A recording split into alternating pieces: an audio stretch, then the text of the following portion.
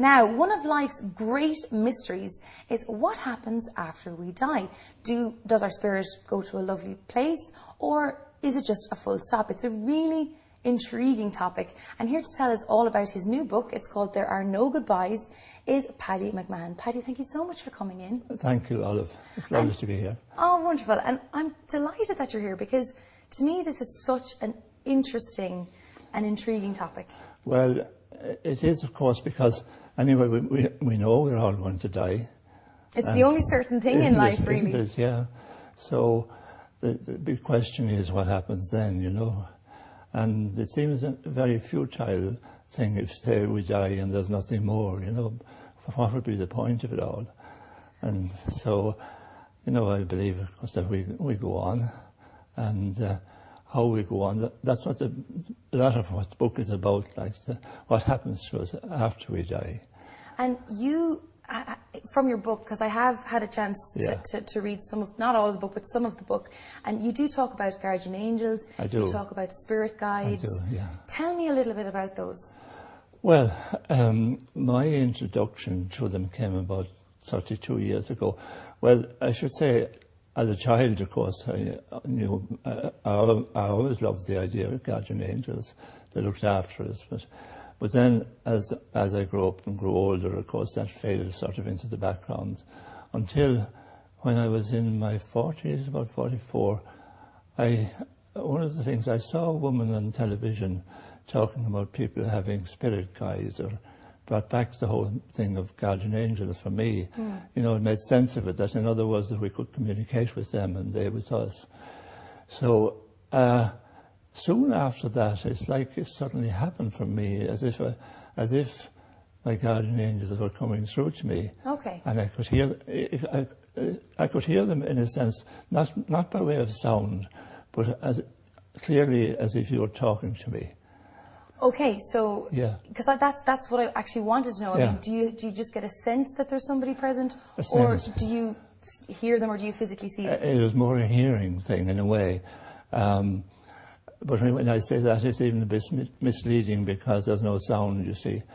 But okay, that's hard to understand. It is, yeah. It does seem the voices unusual. in the head, sort of thing, you see. But yet, what would happen is that, say, I'd be out and I'd be talking to somebody physical, you know, there with me, and then at the same time there'd be something coming in my ear, like, as clearly as the other person coming. Now, some people might say that that's voices in your head, and you need to seek psychiatric help, but you don't believe that. Well, you see, first of all, of course, I thought maybe this is what it is. You see, am I going nuts altogether? You know, so I didn't think I was, but at the same time, I was being very careful not to tell people about it.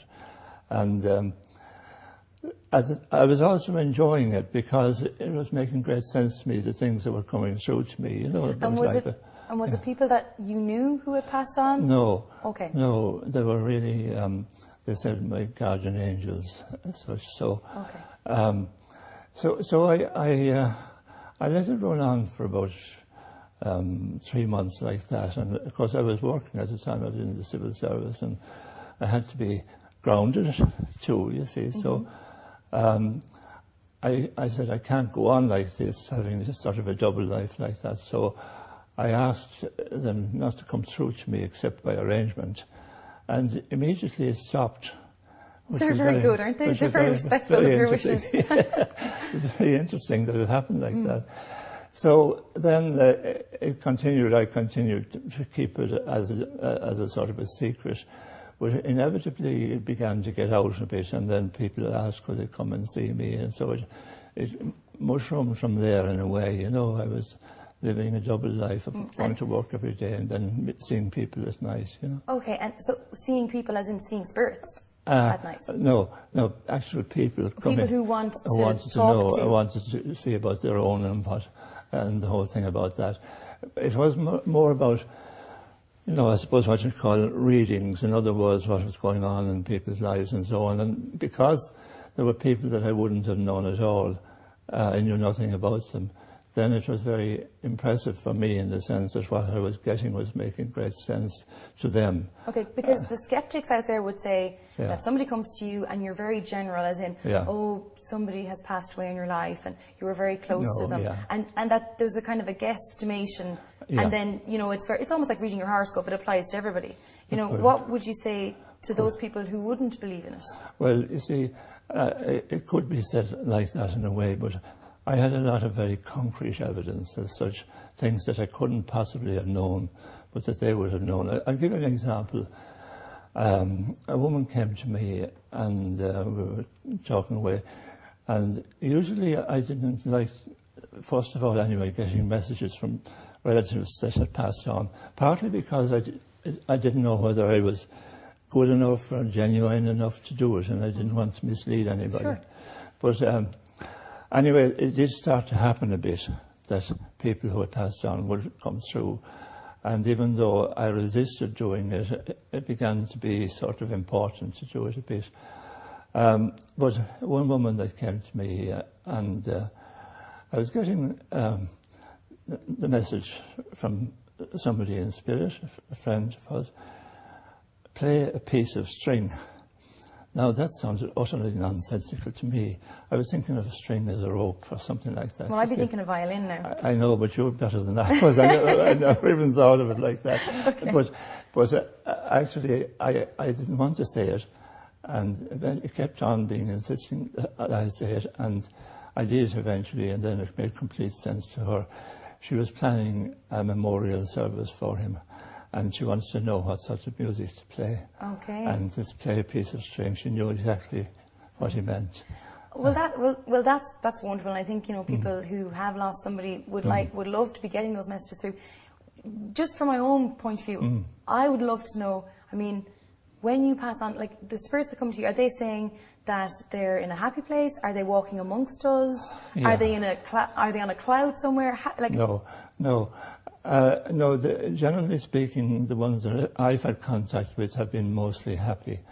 There would be occasional ones who might be a little bit lost, you know, but the idea of place is difficult in the sense that in spirit there isn't place like we know it, but yet it's very much as real. Say, for instance, if you're very interested in film making, as you are, and then suppose when you pass on, and you find you want to continue with that and to develop it and go further with it, you can, as much as you like, you see. Because it's interesting that you say that, because your own son passed away. That's right. And it's in the book to say that he loved the Bohemians. Yes, that's right.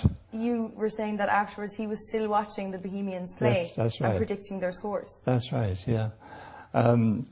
Which would be the only thing that would make sense to me if we're interested in something here.